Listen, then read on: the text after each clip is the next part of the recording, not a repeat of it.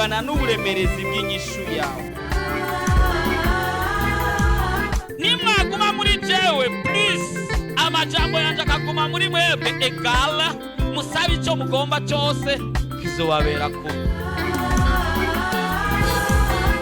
Ukeneye umwana, ukeneye kubaka, ukeneye kwishugwa ejo nk'aya mango, mu kwezi gukurikira nk'aya mango, mu mwaka uza nk'aya mango, ibyawe bigiye kumenyekana kandi bose bazokumenya uriwe.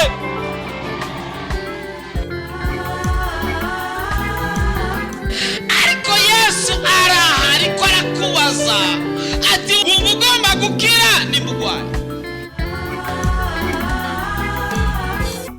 woba urusha, woba uremerewe, woba ufise ibibazo waburiye inyishu, woba ugomba kwakira Yesu Kristo nk'umwami n'umukiza w'ubugingo bwawe, woba ugomba kuvugana n'umukozi w'Imana Pasteur Jackson Nkeshimana, wo mwandikira ubutumwa bugufi kuri 76 96 96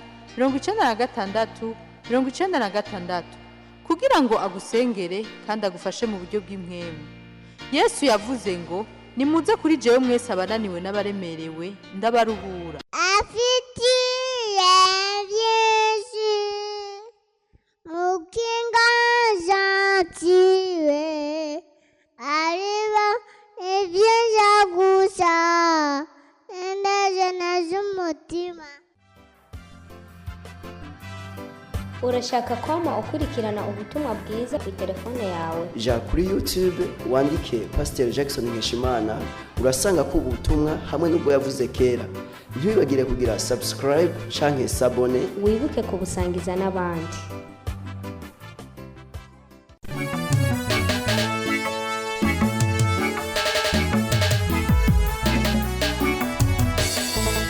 Leo tunajifunza uno munsi twiga neno ambalo ni nzuri sana kwako. ijambo ryiza ku bugingo bwawe. Ni neno ambalo tunazungumza kuhusu habari ya huyu kijana mwana mpotevu. Ni jambo livuga ku mwana w'icyangazi. Inasema urudi kwa Bwana naye atakuja kwako. Rivuga riti igaruka kuhoraho nawe arakugarukako. Amena. Amen. Ni habari ya huyu kijana ambaye aliishi na babake. Inkuru y'umusore yabanye na se. Walikuwa ni vijana wawili. Bara basore babiri. Kulikuwa kijana mkubwa na kijana mdogo. Hariho umusore mukuru na mutoyi. Kijana mdogo musore muto akaomba urithi kwa baba yake. Asaba yijiwe kwa se. Akasema baba, akavuga ati papa, nipatie urithi wangu. Impa ivyanje amatungo yanje. Kila kitu ambacho ungenipatia, ikintu cyose wari kunda gukama, unipe. Impa. Babake akakamata urithi akampa. Se wiwe afata amatungo yiwe aramuha. Akampa utajiri wake wote. Aramuhereza ubutunzi bwiwe bwose. Kijana akachukua utajiri. Uwo musore yakira ubutunzi bwiwe. Akaondoka na utajiri wake. Aragenda n'ubutunzi bwiwe. Biblia inasema, Biblia iravuga ati, hakwenda karibu,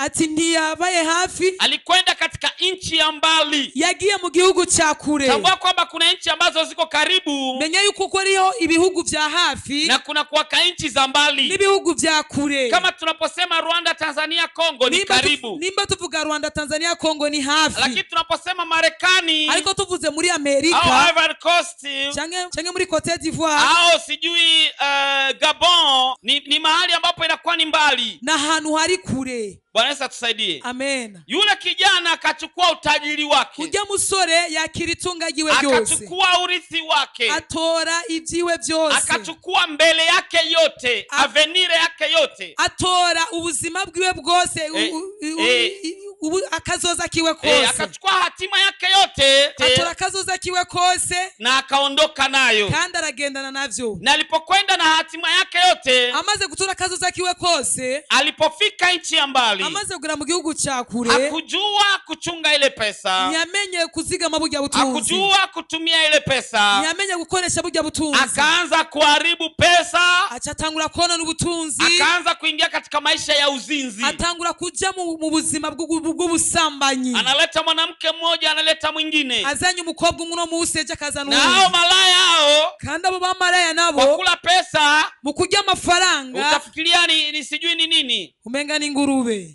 yani wakakula pesa zote, bararye amafaranga yose pesa baraheza zote zikamwishia, amahera yose aramuvako mpaka akakosa pesa ya kulipa nyumba, gushika abura amahera yo kuriha inzu, akakosa pesa ya kula, abura amahera yo gufungura, akakosa mpaka pesa ya mavazi. abura n'amahera yo kugura impuzu. Akamsogelea mwenyeji wa nchi, aramwegera umusanga mwenyeji w'igihugu, wa nchi, umusanga wo muri ico gihugu, na akamwambia shida zake zote. aramubwira ingorane ziwe Yule zose. baba akamsaidia, ujya mupapa aramufasha, akamwambia ujitahidi wende unichungie nguruwe. ati ugerageze ugende undagirire ingurube. Jamaa akaanza kuishi maisha ya kuishi na nguruwe. Umusore abaho mu buzima bwo kubana n'ingurube, Anatoka maisha ya utajiri ya babake, avuye mu buzima bw'ubutunzi bwa se, itakumbukwa kwamba babake alikuwa ni tajiri, kandi bizibukwa ko se we yari umutunzi, na itakumbukwa tena kwamba alienda na pesa nyingi. kandi bizibukwa yuko yagiye n'amafaranga menshi. Labda alifikia kwenye hoteli, Birashoboka yashitse muri hotel, labda alifikia kukamata nyumba nzuri kubwa. cyangwa yashitse afata inzu nini ya nziza. Sasa ametoka kwa nyumba nzuri kubwa, None yavuye mu nzu nziza niniya, anafikia kwa bonde ya nguruwe. agiye gushikira mu mwonga w'ingurube. Sababu unajua nguruwe hawa waziweki karibu na watu Kubera wengine, ingurube ntibakunda kuzishira hamande huwa y'abantu, wanaziweka mbali na watu wengine, bazishira kure y'abantu, sababu zina harufu ambayo si nzuri. kubera zifise akamoto kabi. Ijapokuwa kuna watu wanapenda kakula ile nyama nguruwe, naho hariho abantu bakunda akabenzi, lakini hawataki kuziona karibu, ariko ntibakeneye kuzibona hafi, sababu zinatoa harufu mbaya, kubera zisohora inuze tena ni odeur chafu mbi, kabisa, kandi ziranduye, ni chafu kabisa, zina uchafu. zirafise ubucafu bwinshi. Jamaa kaishi na nguruwe, Uwo musore abana n'izo ngurube, alitoka kula chakula nzuri ya nyumbani, yavuye kurya imfungurwa ziza zo muhiri alikuwa wabo, anakula chakula ya kitajiri. yarya imfungurwa z'igitunzi. Yani alitoka katika chakula cha kitajiri, We yavuye mu ndya z'igitunzi, akaangukia hapo hapo chini ya chakula cha kimaskini, acagwaho nyene mu mfungurwa z'igikene, chini agwa hasi chini ya chakula cha kimaskini. munsi y'ibyo kurya by'ubukene. Ikiwa chakula cha kimaskini kama ni nini, mlisema nini? Mwavuze indya z'abakene, Maole, maboga. Imyungu. Sasa yeye hakula maole, Wewe nigeze agira hakula amateke, maboga, ntiyari imyungu, hakula viazi, ntiyari ibijumbu, hakula hata viazi mviringo, ntiyariye ibiraya, lakini alikula maganda, ariko yariye ibishishwa by'ibyo bintu, maganda ya maole, ibishishwa maganda ya ndizi, ibishishwa by'ibitoki, maganda ya maboga, ibishishwa by'imyungu. yani akawa chini, Urumva aja mu buzima bwo hasi ya na hasi gose, hakuchangia na watu, kandi hapana, niyasangira n'abantu hoya, alichangia na nguruwe. yasangira na za ngurube nyene yaragira. Imagine hiyo maisha, Iyumvira ubwo buzima maisha yarabaye, jinsi ilienda chini. wumva ukuntu ubuzima bwagiye hasi gose. Inawezekana na wewe maisha yako yameharibika Birashoboka nawe ubuzima bwawe kutokana bwarononekana na kosa fulani ambalo umelifanya, bivanye n'ikosa kanaka maisha wakoze, ikashuka, ubuzima bururuka, maisha ya kiroho. ubuzima bwo muri mwe. Labda maisha yako ilikuwa mazuri katika hali ya kiroho, Birashoboka ubuzima bwawe bwari bwiza muri labda mwe. ulikuwa unaomba mara 3 kwa siku, Birashoboka wasenga 3 ku labda munsi, kila mwezi ulikuwa unafanya mafungo, birashoboka ku kwezi warakora labda ulikuwa amafungo, unaimba kwaya, cyangwa wari umuririmbyi, labda ulikuwa unaingia kanisa, cyangwa warinjiye mu labda itorero, ulikuwa unamtolea Mungu, cyangwa waratangira au Imana, ulikuwa unamfanyia Mungu kazi hii ama nyingine. cyangwa wakorera Imana iki gikorwa cyangwa ikindi. Lakini kwa sababu hizi ama zingine, Ariko kubera impamvu izo, kutokana na makosa yako, no kuvanira n'ibicumuro byawe, kutokana na jinsi umejifikiria, kuvana n'ukuntu wiyumviriye, kutokana na hatua mbaya uliyoikamata, kuvana mbi wafashe, ukajikuta uca wisanga umeanza kuchangia na nguruwe, watanguye gusangira n'ingurube, ukajikuta unaanza kuzini, ukaca utanguye gusambana, unaanza danganya, utanguye kubesha, unaanza iba, utanguye kwiba, unaanza kuwa mtu mwingine tofauti na jinsi ulivyokuwa. utanguye kuba umuntu ukamengura igikoko. Yule kijana Ujya musore akakaa chini akafikiria, aricara hasi ariyumvira, akasema watumishi wa baba nyumbani aravuga ati abakozi ba data mu rugo wanakula na kusaza, bararya kandi bagasesa, lakini mimi ariko jewe sipati hata ile chakula ambayo wanamwanga, sindonka na bijya bifungurwa basesa, ninakula maganda ya chakula, jewe njya ibishishwa by'ibyo kurya, na ninapigania na nguruwe. kandi ndagona n'ingurube kugira ngo ndonke ibyo ndya. Siku moja bosi akaja, Umunsi umwe bosi yaraza, akatomboka kabisa pale, aratomboka kabisa, aravuga gose, akasema kwa nini naleta maganda ya nguruwe alafu wewe ndio unakula? aravuga ati kubera iki nzana ibishishwa by'ingurube akaba ari ubijya? Kijana akakuta amezaraulika sana. umusore cyayisanga yamaze gusuzugurwa cyane Labda na gose. wewe umeshazaraulika. Birashoboka nawe uramaze gusuzugurwa. Labda jirani amekudharau. Cyangwa umubanyi yaragusuzuguye. Mnaifanya kazi amekudharau. Umukozi yaragusuzuguye. Mnaifanya kazi naye anakudharau. Uwo mukorana imirimo yaragusuzuguye. Labda mnafanya naye biashara amekudharau. Uwo mudandaza hamwe yaragusuzuguye. Familia wamekudharau. Umuryango urakusuzugura. Labda mke amekudharau. Cyangwa umugore yaragusuzuguye. Au mume amekudharau. Cyangwa umugabo yaragusuzuguye. Hata wazazi wanaweza kudharau. N'ababyeyi barashobora gusuzugura. Watoto wako wanaweza kudharau. Abana bashobora kubasuzugura. Kijamii wanaweza kudharau. Mu kibano bashobora gusuzugura. Lakini nataka ukamate hatua moja hii. Ariko ngenda kugira ufate intambwe ambayo itakutoa katika madharau. Ishobora kugukura muri ako gasuzuguro. Na kutie juu. Hamigushire hejuru. Jifikirie mahali ulipokuwa. Iyumviraho wabaye na mahali ulipo. N'ahantu uri. Yule kijana kajifikiria. Ujye musore ariyumvira. Akasema hii si maisha yangu. Ati ubusi bwo buzima bwanjye. Ninaishi maisha ambayo si yangu. Nanabaye mu buzima butari ubwiwawe. Usikubali kuishi maisha ambayo si yako. Niwemere kuba mu buzima butari ubwiwawe. Ambia ndugu yako usikubali kuishi maisha ambayo si yako. Mugire mwene sasa niwemere kuba mu buzima butari ubwiwawe. Maisha ya omba ninayakataa kwa jina la Yesu. Ubuzima bwo gusegereza ndabwanse mu izina rya Yesu. Maisha ya umaskini ninayakataa kwa jina la Yesu. Ubuzima bw'ubukene ndabuhakanya mu izina rya Yesu. Maisha ya magonjwa ninayakataa kwa jina la Yesu. Ubuzima bw'ingwara ndabuhakanya mu izina rya Yesu. Dhambi naikataa kwa jina la Yesu. Ubuzima bw'ibyaha ndabwanse mu izina rya Yesu. Kudharauliwa naikataa kwa jina la Yesu. Ubuzima bwo gusuzugurwa ndabwanse mu izina rya Yesu. Maisha chini naikataa kwa jina la Yesu. Ubuzima bwo kwicara ndabwanse mu izina rya Yesu. Maisha yangu ni kusonga mbele. Ubuzima bwanje no gutera nje imbere. Maisha yangu ni wokovu. Ubuzima bwanje n'agakiza. Maisha yangu ni kuwa juu. Ubuzima bwanje no kuja hejuru. Mungu ananiambia tutakuwa vichwa, tutakuwa mikia. Ijambo ry'Imana ngati ngo tuzoba imitwe nituzoba imirizo. Mwambie ndugu yako hapo unakaa na kichwa. Mubwire mwene sate hawicaranye n'umutwe. Mwambie tena unakaa na kichwa hapa. Mubwire kandi ati wicaranye n'umutwe. Bimwumvishe. Kama unakaa na mtu ambaye asiyekwambia hivyo toka karibu yako. Wicaye amande y'umuntu atabikubwiye muve hamande yiwe. Mwambie ninakaa hapa nakaa na kichwa. Mubwire ati wicaranye n'umutwe. Amen. Kijana akafikiria. Umusore ariyumvira. Akasema aravuga ati lazima niende nyumbani. Ntegerezwa kujya muhira. Kijana kaondoka. Umuhungu aragenda. Alipofika amaze gushika iwabo babake akamfurahia. Se wiwe amaze kumubona aramunezererwa. Sababu alibadilisha hatua. Amebadilisha decision. Yahinduye ingingo. Akarudi kwa baba. Yagarutse kwa se. Akarudi katika maisha yake ya ukweli. Agaruka mu buzima bwiwe nyakuri. Kuna watu wanaishi pirati ya maisha yao. Ari abantu babaye fotokopi ubuzima bwabo. Ongo kweli? Nivyo cyane. Watuchezea hapa watu bazerishe nini? Ari abantu badukiniye ngama bazerishe sinzi biki. Kuna mavazi ambayo haujavaa. Ari imyamba impuzu tarambara. Na wewe inaweza kupendeza. Nawe zokubera. Kuna nyumba hujaishi. Hari inzu tarabamwo. Na wewe inaweza kupendeza. Nawe yokubera. Kuna pesa hujashika. Hari amafaranga utarakora mu maboko. Na wewe zinaweza kufaa. Nawe zokugirira akamaro. Kuna raha hujapata nyumbani kwako na mume wako. Hari ubuzima bwiza utararonka mu rugo rwawe n'umugabo wawe. Na wewe unaweza ipata hiyo raha. Nawe urashobora kuronka umunezero. Kuna raha hujapata wewe na mke wako. Hari umunezero utararonka n'umugore wawe. Na wewe unaweza ipata. Nawe urashobora kuyiruka. Pokea raha yako kwa jina la Yesu. Akira umunezero wawe mu izina rya Yesu. Pokea maisha yako ya kweli kwa jina la Yesu. Akira ubuzima bwawe nyakuri mu izina rya Yesu. Pokea maisha yako ya kweli kwa jina la Yesu. Akira ubuzima bwawe nyakuri mu izina rya Yesu. Pokea maisha yako ya kweli kwa jina la Yesu. Akira ubuzima bwawe nyakuri mu izina rya Yesu.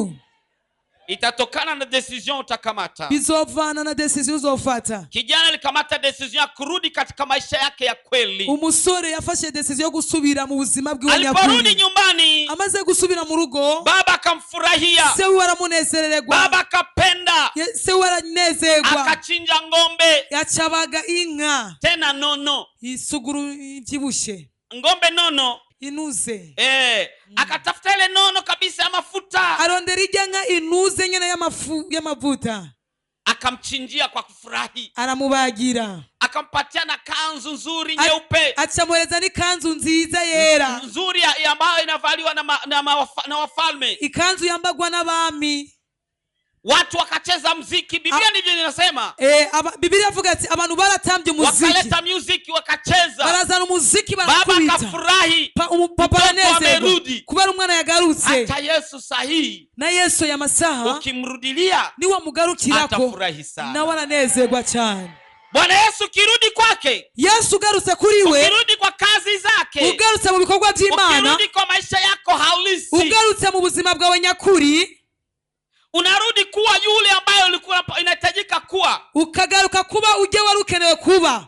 Acha nikwambie, Reka nakubwire, Mungu afurahi wakati unasema ati ninateseka. Imana ninezerwa nuko mukirya gihe uvuga ati nje ndagowe, Maisha yangu itakufa hivi hivi. ati ubuzima bwanje buzopfira kunyene. Kwetu hakujapatikana hata chef de classe, Twegi wacu nta chef de classe arabonekana, hata nyumba 10 hamna. nta na nyumba 10. Kwetu hawasomaki, Twegi wacu ntibiga, kwetu tutakufa hivi hivi. twege tuzopfa kunyene. Mungu hataki ongea maneno kama hayo. Imana nikeneye kuvuga ayo majambo kandi. Unapoongea nitahomba, Uvuga ngo nzohomba, unasema sitasonga uvuga mbele, ngo sizotera imbere, sijui kama nitaolewaka, sizi ko nzorongogwa, sijui kama nitanunuaka gari, sizi ko nzogura umuduga sijui kama nk'abandi, nitajengaka. sizi ko nzubaka Mungu nk'abandi. anakasirika na maneno kama Imana hayo. irashavuzwa nayo Anataka majambo. uingie katika maisha yako halisi. Imana ikeneye ko winjira mu buzima bwawe nyakuri. Useme hata kama ninaishi maisha haya. Naho mbaye muri buno buzima, Ndio useme hata kama ninaishi maisha kama haya. uvuga ati naho mbaye muri buno buzima, Maisha yangu ya mbele ninayaona. ubuzima bwanje bw'imbere ndabubona ni bwiza. Kesho ni pazuri. Ejo ni heza, Kesho ni pazuri. ejo ni heza. Unione leo, Mbona una lakini musi, kesho nitakuwa mwingine. ariko ejo nzoba nahindutse. Jitahidi ujipendekeze mbele yangu leo. Gerageza umbe hafi uno musi, Ujipendekeze leo kwangu. unyikundisha uno musi kuri Sababu jewe, kesho nitakuwa mtu mwingine. kubera ejo nzoba umuntu ahambaye.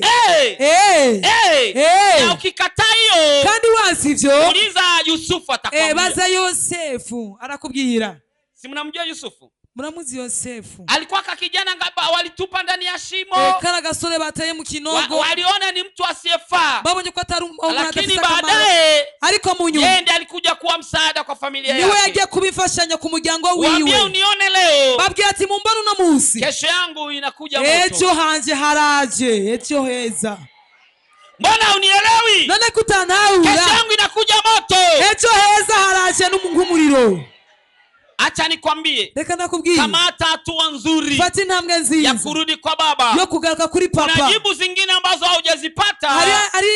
Hari izindi nyinshi utararonka, Kuna mahitaji mengine hayajajibiwa hari indi mitwaro itarishugwa kutokana na jinsi uko mbali na baba. bivanye n'ukuntu uri kure ya data. Haujapata jibu sababu uko mbali na baba. Nturaronka inyinshi kuko uri kure ya Rudi data. kwa baba. Garuka kuri data, Rudi kwa baba. garuka kuri data, Rudi kwa garuka baba. kuri data, Utapata jibu lako. uraronka inyishu yawe. Yeye yu tayari. Wewe ariteguye, Iko tayari ariteguye kukupokea kugira ngo jinsi akwakire utakavyokuja, jinsi ulivyo. uko umeze kose. Haijalishi ulishapoteza pesa Ntacyo yote, bitwaye watakaje amafaranga yose, haijalishi ushazini miaka sijui nyenda rudi, ntacyo bitwaye wasambanye imyaka n'imyaka, haijalishi ulifanya dhambi hizi na zingine miaka nyingi, ntacyo bitwaye wakoze ibyaha ibi n'ibi, lakini utakaporudi ariko niwagaruka atakurudisha nafasi yako azogusubiza n'ahantu hawe wari uri, na atakuchinjia kandi azokubagira ng'ombe ile nono, inka inuze, na atakufanyia vizuri, kandi azogukorera neza, atakufanyia sikukuu. azokorera n'umunsi mukuru. Hatujasoma neno, Niturasoma ijambo, nataka nikwambia habari ya grand frère, ngenda kubwira inkuru ya mukuru. mkubwa mtu sasa. Mukuru rero, mukuru w'umuntu rero, Kijana mkubwa umusore mukuru alikuwa kwa shamba, yari mu murima, anamtumikia baba, ariko arakorera se, analima shamba, ariko ararima mu mirima. hajawahi kumwomba baba yake sasa ile pesa. Ntiyari bwigera amusaba se we Yeye ry'amafaranga, alibaki mwaminifu nyumbani. wewe yabaye umwizigirwa mu rugo iwabo. Alipokuja Amaze gushika mu rugo, akasikia kelele za furaha nyumbani, yumva induru z'umunezero mu rugo, akasikia music imechezwa huko. yumva umuziki uriko urakubita kabisa. Alipouliza mmoja wa watumishi, Amaze kubaza umwe mu bakozi, mtumishi akamwambia mdogo wako amekuja, umukozi aramubwira ati mutoyi wawe na yagarutse, baba yako amemchinjia ile ng'ombe nono, kandi so wawe yamubagiye ya nka inuze, na sitosha amemvalisha kanzu nzuri kandi ntibihagije yamwambitse ya kanzu ya nyambarabami, kifalme. nyambarabami. Mkubwa wa mtu akakasirika. Mukuru wiwe arashavura, Na wewe si ungesirika? nawe niwe ari gushavura. Akasema neno nzito, Aravuga ijambo rikomeye, akasema baba, aravuga ati papa, mbona mimi nilibaki hapa nikiwa mwaminifu? mbega ko je nagumye ngandi umwizigirwa, Haujawahi nituma nikatae. nurantuma ngo nanke, Nilibaki kwa mashamba yako. nagumye ku mirima yawe. Huyu mjinga alikuomba pesa yake yote akapeleka kaya kinaharibu. iki kijuju cyagusabye amafaranga yacyo cyose kiratwara kirayono. Sasa naporudi nomchinjia. None kiragarutse ukibagiye inka. Ngombe nono. Inka inuze. Mbona hujanichinjia tambuzi? None je kutarambagira n'impene. Inauzikisha. Birababaza. Inauzikisha. Birababaza. Hata wewe ungekasirika. Kandi nawe wari kushavura. Lakini napenda neno ambalo babake amemjibu. Ariko nakunze ijambo se uwo musore yamwishuye. Acha tusome neno la Mungu. Reka dusome ijambo Luka ry'Imana. mtakatifu. Luka mweranda. Sura 15. Igice cha 15. Mstari wa 29. Duhere ku 29. Tutafika mpaka 31. Tuce dushika 31. Nitasoma kwa Kirundi. Arasoma mu Kirundi. Ngira ndasoma mu Kirundi wumve. Anataka pasome kwa Kirundi upasikie.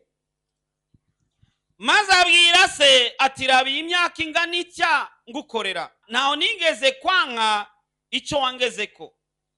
Nanje ntaho wigeze kuma n'agasuguru ngo nezerwe n'abagenzi. Inauzikisha bana. Birababaza. 30. Maze uyo mwana wawe aje yakomvye ivyawe abisambanisha umubagira ishuri inuze. Ai. Inauma. Birababaza. Sasa ajibu babake amemjibu hapa sasa. None ngaha se wari nyishu yamwishuye. Ndio jibu Yesu anataka kujibu na wewe. Niyo nyishu Yesu agira kwishure. Alimjibuje hapa? Yamwishuye gute? Nawe aramubwira ati mwana wanje tubana imisi yose kandi ivyanje vyose ni ivyawe. Amen. Oya utavyumvise. Hapana kuna mtu akusikia. Mwisho ina. Mu nyuma. Ati kandi ivyanje vyose ni ivyawe. Amen. Yesu anakuambia. Yesu anakubwira. Mambo yangu yote. Ibintu byose byanje. Ni yako. Ni vyawe. Haujanielewa sana. Nurantahura. Huyu kijana alichukua nusu ya mali. Uyu musore yafashe inusu y'ubutunzi bwiwe. Lakini mali nyingine nyingi imebaki. Ariko ubutunzi bwinshi bwarasiga. Sasa baba anamuibia siri kijana mkubwa. None papa ari bihibanga umusore mukuru. Anamwambia utajiri wote. Aravuga ati ubutunzi bwose. Na zile shamba za mahali fulani. Ati nijya mirima irahana. Na ile tongo ya mahali fulani. Ati najya matongo arahana. Aka kijana tumemchinjia ngombe moja. Ati aka gasore twakabagiye inka. Lakini ngombe zinazobaki zote ni zako. Ariko inka zose zisigaye ni zawe. Utajiri wote wa Mungu ni wetu. Ubutunzi bwose bw'Imana n'ubwacu. Haujanielewa? Nurantahura. Utajiri wote wa Mungu ni wetu. Ubutunzi bwose bw'Imana n'ubwacu. Amena. Mimi ni mtoto wa mwenye utajiri. Jewe ndi umwana wa nyene ubutunzi. Mimi ni mtoto wa mwenye navyo. Jewe ndi umwana wa nyene byo. Kuna mwingine mtoto wa mwenye navyo. Hari undi muntu wa nyene byo. Rudi haya maneno, mimi ni mtoto wa Subira mwenye navyo. majambo ati je ndi umwana wa nyene byo. Rudi tena. Subiramo kandi. Sina sababu za kulia. Nta mpamvu ufise zo kurira. Mimi ni mtoto wa mwenye navyo. Jewe ndi umwana wa nyene byo. Chakula cha kimaskini sitakula. Ifungwa z'ubukene sinzozijya. Anaenda kunipa chakula cha kitajiri. Agiye kuma ifungwa z'igitunzi. Amen.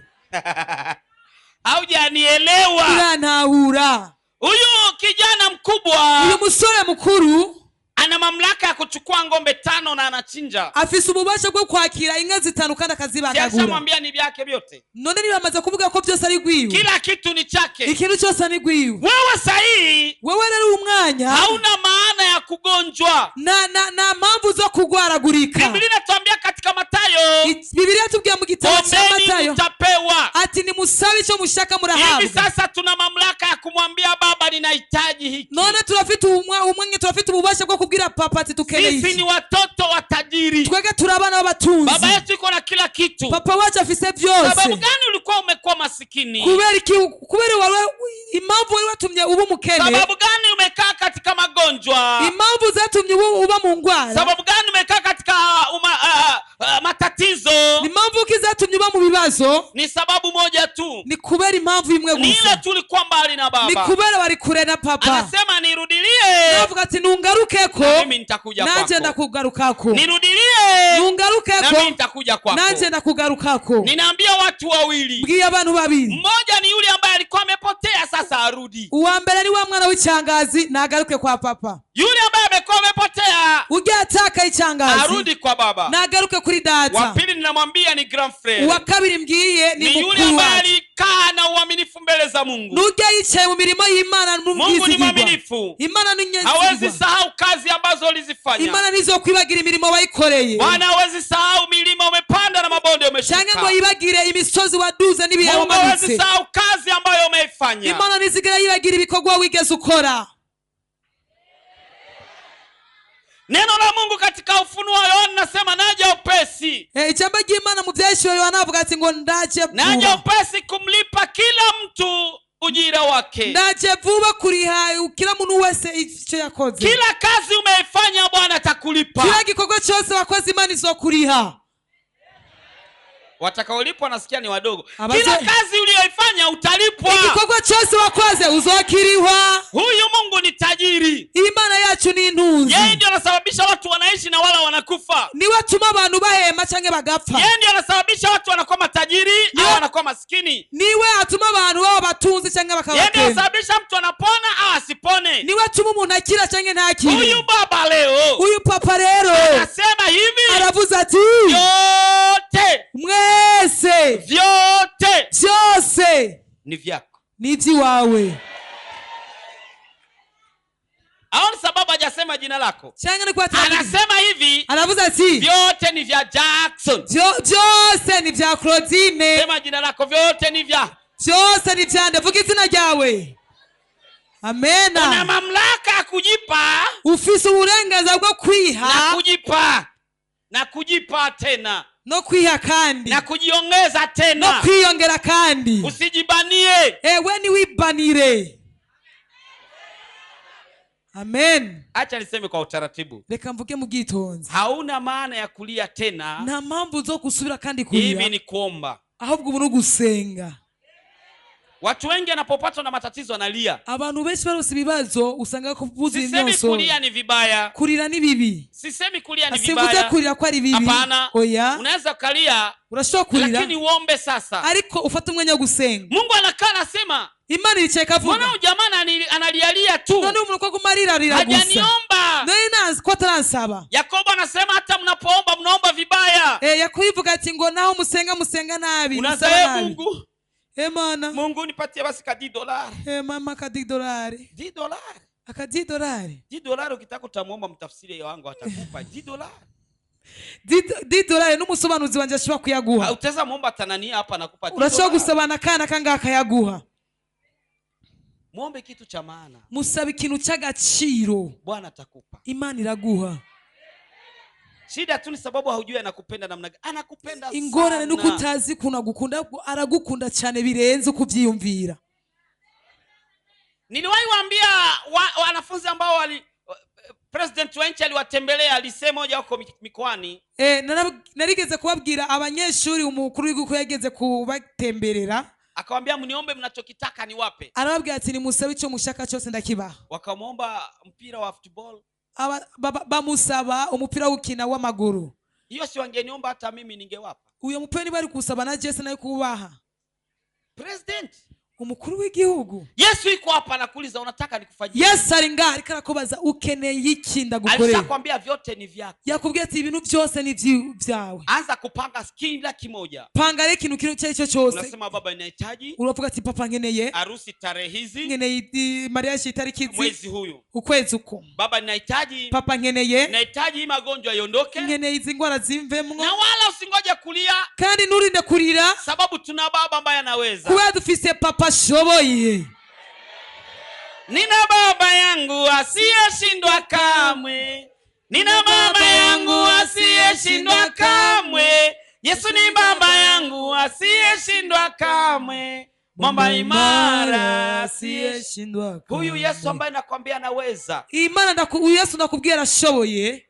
anaweza kubadilishia maisha. arashobora guhindura ubuzima mu Unakuwa na mwana maisha mapya ukagira ubuzima mpaka na bushasha jina lako linabadilishwa. gushikana n'izina ryawe rihindurwa. Anasema vyote ni vyako, avuga ngo ibyose ni ibyawe, vyote ni vyako, vimepangwa, chukua kimoja kimoja, ni vyako. ati byose byarapanzwe ni ibyawe, tora kimwe kimwe ni ibyawe. Alishalipa vyote, yaramaze kuriha byose. wewe unachokitakiwa tu ni kuamini. Wewe icyo bigusaba gusa Wewe ukiamini, wewe wizeye, utaona utukufu wa Bwana, urabona ubwiza bw'Imana, na vile ambavyo amekuandalia kandi bijya guteguriye utavipata kwa jina la Yesu. uzobibona mu izina rya Yesu. Amen. Madharau ambayo umeyaishi, agasuzuguro wabayemwo inakwisha sasa. bigiye kurangira. Ingia katika Kanani yako, injira muri Kanani yawe, ingia katika jibu lako, injira mu ngishiya, chukua vitu ambavyo Mungu amekuandalia, tora ibintu Imana yaguteguriye, chukua jibu ambalo Mungu tora amekuandalia. ibishima yaguteguriye. Ninaona hujasema amena, Ndabona utaravuga ati lakini amen, nakwambia chukua jibu ariko lako, ndavuga akira inyishu ingia yawe, katika Kanani yako, injira muri Kanani ingia yawe, katika ahadi yako. injira mu isezerano ryawe. Uliteseka mara nyingi, wababaye kenshi, umelia mara nyingi, lakini chukua, ariko akira, chukua vyako, akira ibyawe, ishi maisha yako kwa jina la mu Yesu. buzima bwawe mu izina rya Yesu, maisha ya pirate kwa jina la mu Yesu, buzima bwa pirate mu izina rya Yesu, fotokopia maisha kwa jina la Yesu, muri fotokopia maisha mu izina rya Yesu, kweli kwa jina la Yesu, injira mu buzima bwawe bw'amakuru mu izina rya Yesu, kweli kwa jina la Yesu, injira n'ahantu hawe mu izina rya Yesu, nyumba yako ya kweli kwa jina la Yesu, muzu yawe mu izina rya Yesu, plasma yako ya kweli kwa jina la Yesu, akira plasma yawe mu izina rya Yesu, katika madhara kwa jina la Yesu, va mu gasuzuguro mu izina rya Yesu, maisha yako ya kweli, winjira mu buzima bwawe nyakuri. Tangu leo hautajuta tena. Wewe uyu munsi ntuzosubira kandi kuganya. Tangu leo hautalia tena. Wewe uyu munsi ntuzosubira kurira. Bwana anasema nirudi. Ijambo ry'Imana ivuga ati nungarukeko, na mimi nitakuja kwako. Naje ndakugarukako. Neno la pili lasema vyote ni vyako. Ijambo rya kabiri ngo byose ni byawe. Anza maisha ya kuchukua. Tangura ubuzima bwo kwa. Hii ni haki yangu. Uvuga ati uku nukuri kwanje. Hii ni haki yangu. Akanagateka kwanje. Hii ni haki yangu. Akanagateka kanje. Sina sababu ya kulia. Na mpamvu zo kurira. Umasikini si haki yangu. Ubukene sagateka kanje. Umasikini si haki yangu. Ubukene sagateka kanje. Magonjwa si haki yangu. Ingwara sagateka kanje. Madharau si haki yangu. Agasuzuguro sagateka kanje. Kukosa kazi si haki yangu. Kubura kazi sagateka kanje. Na hayo mengine mabaya yote si haki yangu. Nibyo bindi byose sagateka kanje. Haki yangu ni kazi nzuri. Agateka kanje ni haki yangu biza. ni kuvaa vizuri. Agateka kanje ni kwambara neza. Haki yangu ni kuoa ni kuolewa. Agateka kanje ni kuronga na kurongorwa. Agateka kanje ni kubyara. Ako niko gateka kanje. Shetani atakapojua kwamba umetambua haki yako. Shetani yamara kumenya uko amaze kumenya agateka kanje. Azore kurizawe. Ameshika vyako sababu anajua haujajua. Yafashe ibyawe kubera utaramenya. Amebaki na vyako sababu alijua haujajua. Yakubanye ibyawe kubera utaramenya. Lakini vyote ni vyetu. Ariko byose ni byacu. Nimegundua uzuri wa Yesu. Nimegundua utamu wake. Uburebure bw'ingorane yawe bungana n'uburemerezi bw'inyishu yawe. Nimwaguma muri jewe please, amajambo yanje akaguma muri mwebwe egala, musabe icyo mugomba cyose kizobaberako.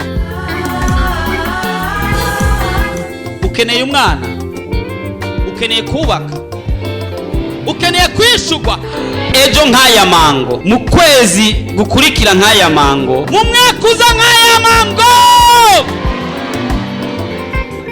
ibyawe bigiye kumenyekana kandi bose bazokumenya uriwe.